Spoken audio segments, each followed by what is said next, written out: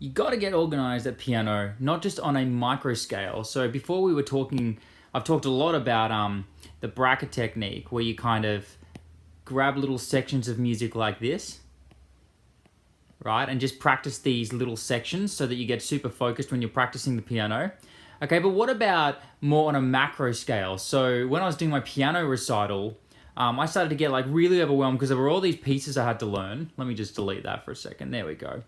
There are all these pieces that I had to learn. I was doing Prokofiev Sonata, third movement, of course, first movement, second movement. I was doing Debussy's L'Île Joyeuse.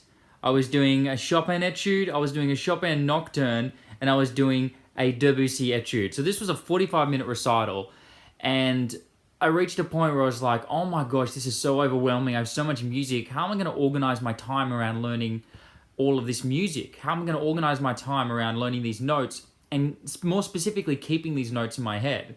So after I'd done the bracket technique with all of these pieces, I was like, okay, I need to figure out a way to make sure I'm constantly iterating over these pieces, constantly keeping it in my head in the most efficient way possible, so I got time to work on other things as well.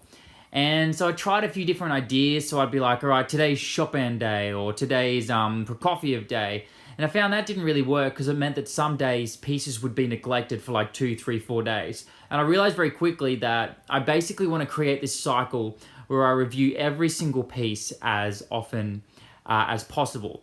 So I created what I call the practice cycle, and this is what I did, all right? And I recommend you do this too if you've got a lot of music to learn, because it's basically the most efficient way to stay up to date with your pieces. I was like, all right, so let's start with Prokofiev.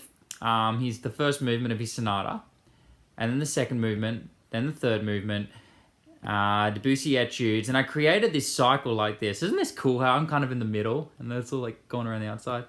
Then Chopin's Etude, and then the Chopin Nocturne. So let me make this neater, because I'm an artiste, so we want things to be neat. All right, and then what I do is one day I might start with Prokofiev, first movement, right? And then after I practice that, I just go around the cycle. Prokofiev, second movement, third movement. And let's just say I get to Debussy Etude, and then I'm all done for that day.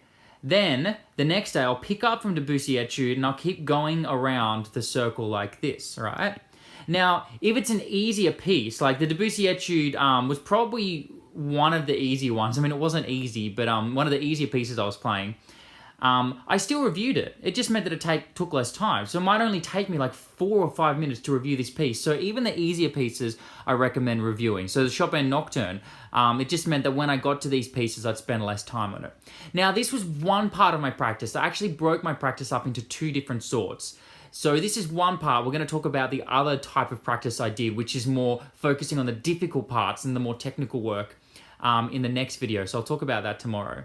But that's the idea. Basically, just making sure that you're touching on everything by creating this practice cycle. It's a really good way to make sure that you're learning all of your pieces and keeping them at the forefront of your mind all of the time, yeah?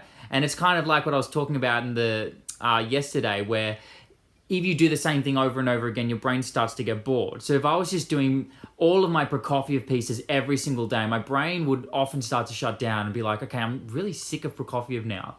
And it kind of needs a bit of a switch, a bit of a change up. So after doing all the Prok pieces, I would get that change up by moving on to the Debussy. So this is the practice cycle.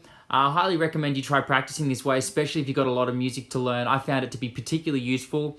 And tomorrow, I'm going to talk to you about the other type of practice that I do in a day, okay? So this might be like, I don't know, 2 hours of my day. And then in the afternoon, I'd spend another 2 hours doing the more technical, difficult practice, which we'll talk about in the next video. So I hope you enjoyed watching this video as much as I enjoyed making it for you, as I always do. And if you did, then share it with a friend who you think also might like it. All right, take it easy, guys.